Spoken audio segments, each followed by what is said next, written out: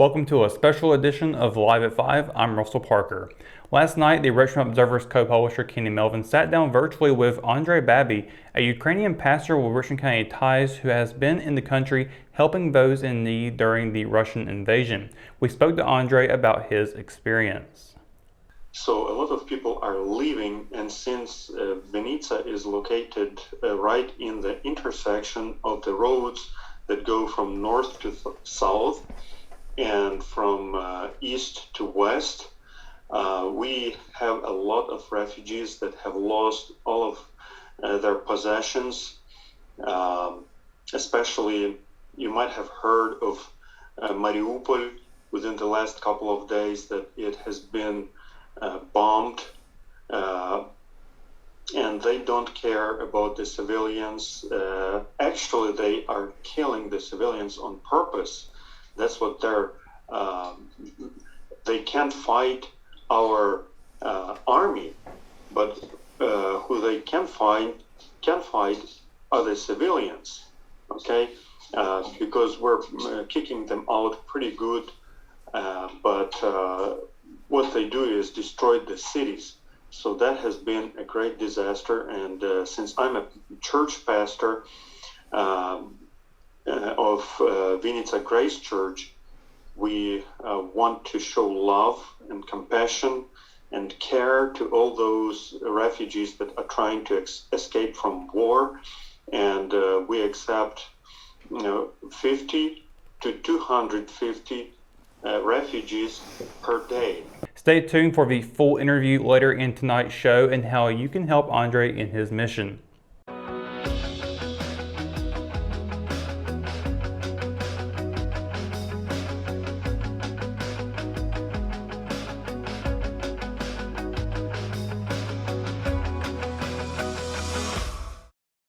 Of the 461 calls responded to by the Rockingham Fire Department in 2021, 84 were in the noon hour, according to the annual report presented to the City Council last week by Chief Harold Isler.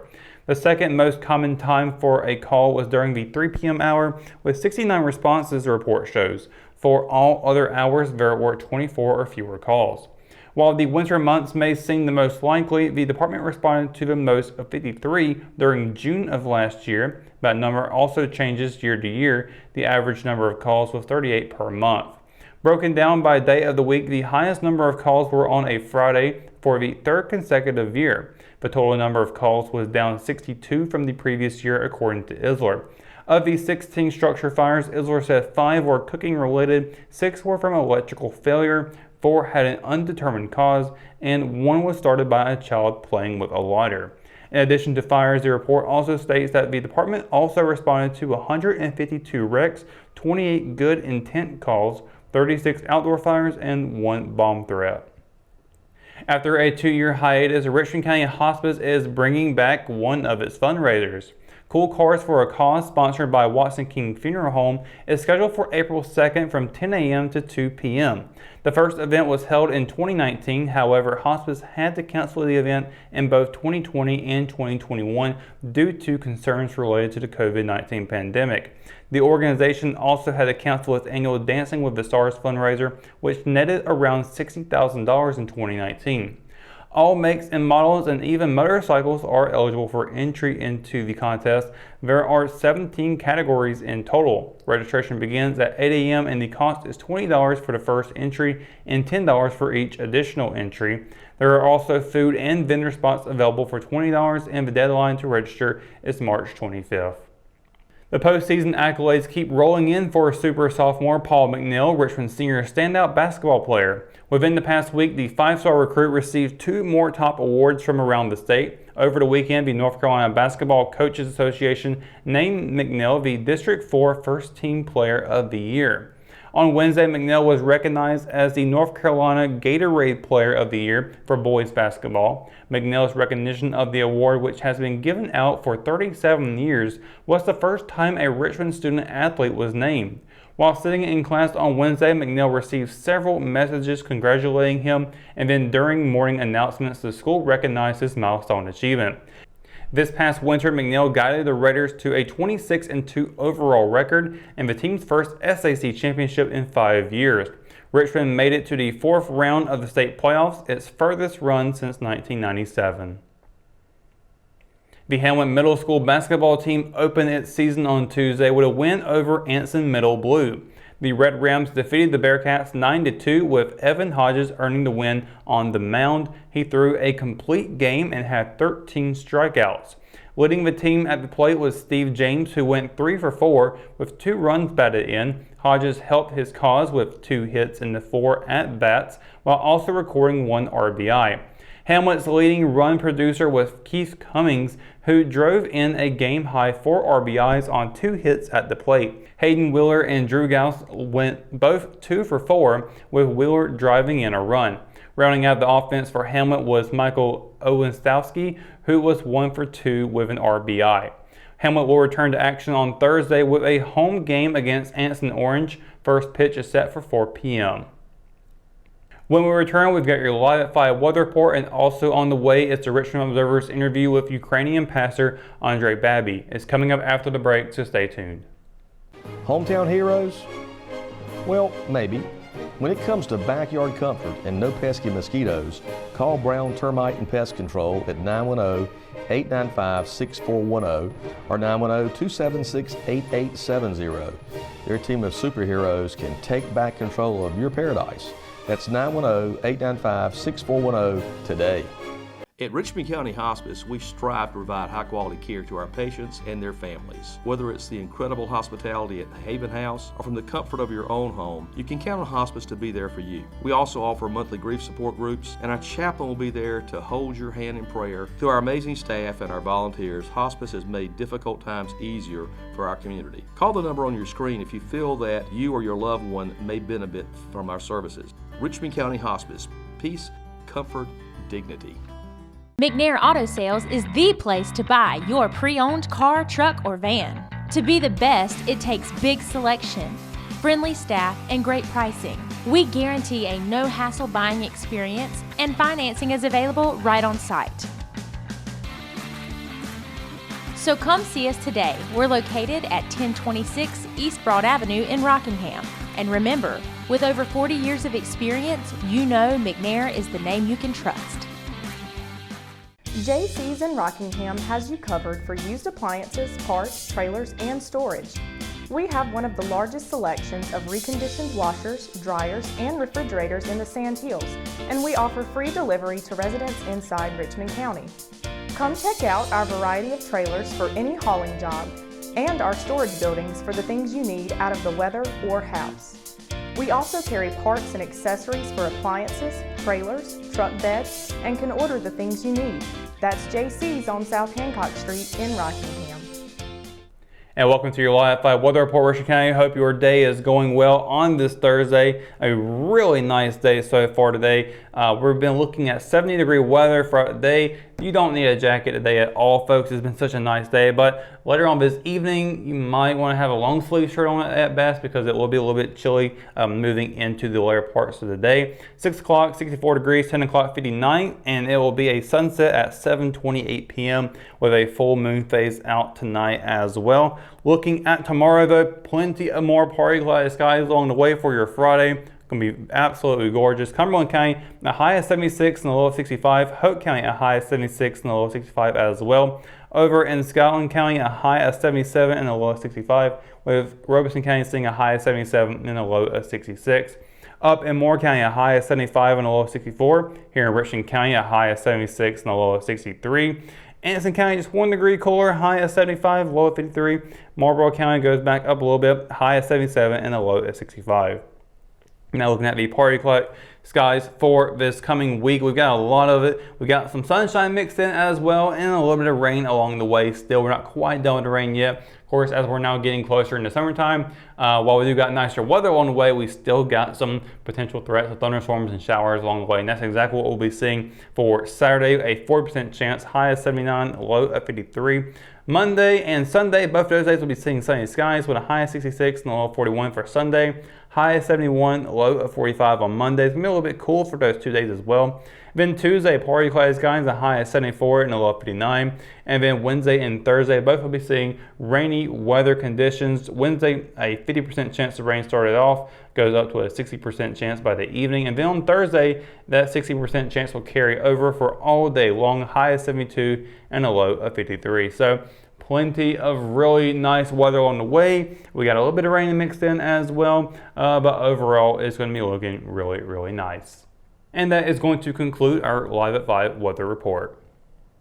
Andrei Babiy is one of millions of Ukrainians who have been affected by the Russian invasion Vladimir Putin has conducted. As a pastor, Andrei is helping his fellow Ukrainians in a mission for love. Andrei was once part of the Richmond County community and a local church who is looking to support Andrei's mission. Here is the RO's interview by co-publisher Kenny Melvin. This is Kenny Melvin with the Richmond Observer tonight, and we are interviewing Andrei Babiy in the Ukraine live. Everybody here has been watching the news and I guess being somewhat armchair warriors about what we should do and what's going on. But we have a connection back in 1999 and 2000. I believe it was Dale and Sally Ormsby. Basically were your home parents while you were a student here in the United States for 2 years, and you attended Rockingham First Baptist Church and got involved with the youth group there. And so that's our connection. The other connection is just purely, us as people in this country looking at what's happening and being appalled and wanting to get your side of the story, how we can help. I know prayers are going to be welcome, but we wanted to just give you a chance to speak to people back here in Richmond County. And go ahead, Andrei. Okay. Hello, everybody, and thank you, Mr. Melvin, for this interview. And yes, this has been a great disaster since Russia started war against Ukraine, and since Vinica, my hometown in Ukraine, is located in central Ukraine.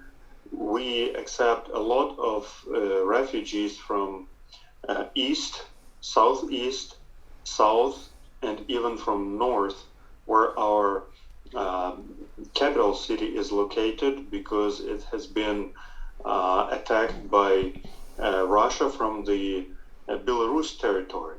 So a lot of people are leaving, and since Vinica is located right in the intersection of the roads that go from north to south and from east to west, we have a lot of refugees that have lost all of their possessions. Especially, you might have heard of Mariupol within the last couple of days, that it has been bombed, and they don't care about the civilians. Actually, they are killing the civilians on purpose. That's what they can't fight our army, but who they can fight are the civilians, okay?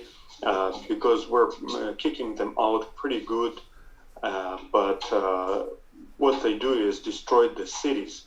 So that has been a great disaster. And since I'm a church pastor of Vinica Grace Church, we want to show love and compassion and care to all those refugees that are trying to escape from war.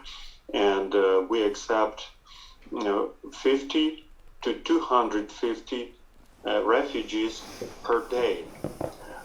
They spend the night. We feed them with dinner, and then in the morning we feed them with breakfast, and then most of them leave further west. They try to reach as far as Poland. Some of them go to Hungary. Some of them go to Czech Republic and other Eastern European countries. But some of them still stay in Lviv and in other Western Ukrainian regions. So I, as a pastor, see that people are suffering, and there's a lot of tears, a lot of mothers, children crying, and we could never imagine that this could happen to us in the 21st century, in a European country, and this is just a disaster. So we're trying to help people, and actually today, it's still today, at 4 a.m., one of our TV towers at my city has been attacked by 2 rockets. One of them has been shut down, but another one almost reached the goal. So in spite of rocket attacks, in spite of crying mothers and children, we still try to be strong. We still keep on going. We still accept a lot of refugees, and we move on, and we really pray and hope that the Lord will stop this, and we try to do our best to help those that are in need. However, we're not sure where we're going to end up tomorrow or the day after tomorrow. So there's no really 100% safe place in Ukraine. But until Vinica is relatively safe, we can accept refugees and show them love, show them compassion, and help them in every way we can. It's been amazing to watch how resilient the Ukrainian people are in defending their cities, and it's also been amazing. And I'm not saying that I'm surprised, but how the rest of Europe on your neighboring borders are doing the best job they can with the 3+ million refugees. Absolutely. And I commend you for doing your work you're doing. It's exactly what you're supposed to do as a Ukrainian and as a pastor. And our thoughts are with you every day, our prayers. And I don't know how much news you're getting from outside of Ukraine, but just the other night we watched a clip from Russian television where someone came in and held a sign up in protest of what's happening. I don't think you're alone. I know it seems that way, but one thing we want to do is make available to anybody in our community here in Rockingham and the surrounding area the ability, if they'd like to be a part of your mission, that they can direct funds through a local church here, Rockingham First Baptist Church, and we'll give that address a little bit later, that money can be sent to your mission so that you can buy food, supplies, and I believe propane's a big issue too, I'm assuming for cooking and heating. Absolutely. And it's we do appreciate the connection. I'll just say, our community remembers you, loves you, really proud of you, and even more so with just, I think about how brave you are and the people are in handling this atrocity. There's no reason for this, in my opinion.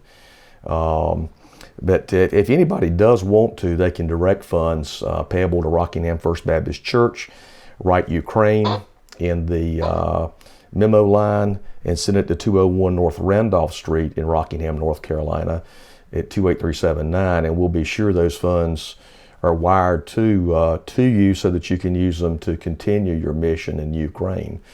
And if there's anything else you'd like to say to some of the people you're in the youth group with, you're welcome to do that. And we'll be glad to do this again as you have time and the ability and internet service. Sure. Of course, I have the best memories from 1999 and 2000 of my stay in Rockingham, and I cherish those memories, and I still keep in touch with some of my friends from the youth group, like Neil Smith, like Mary Catherine Knight, and some of the others that I have befriended on my Facebook page. And I really appreciate your prayers. I really appreciate you standing with us, standing for us, and it's just been a great support, that knowing that you are thinking about us. And thank you for all of those notes that you write on my Facebook. I do read all of them, and it helps us pressing on. It does help me pressing on, moving on, and I do believe that our victory is near. And another thing that I would like to say is that whenever this is through with, I would really love to come back to see all of my friends and give you a big hug, pray with you, and just thank you for standing with us. Well, we do remember you. I know I was already a young married adult by the time you came here, and we've got a 30-year-old son now that he was probably just a kid. And it's you're the first person I thought of on the day of the invasion. Wow. Thank you. It just well, part of that is you're the only person I know that's living in Ukraine. But you know, it makes the world so much smaller when we think about when the connections we've made over our lifetimes, how small the world is, and how fragile things are, and you know how important it is for us to love each other, support each other, and take care of each other. And even though we're thousands of miles away and a bunch of time zones apart, you know, with technology, we're right here. And we do welcome future interviews with you. We'd love to hear anything that's going on. And Andrei, we appreciate you taking the time so late at night to meet with us. And I hope you're safe, your whole family's safe, your congregation, the folks you're helping, I wish them safety.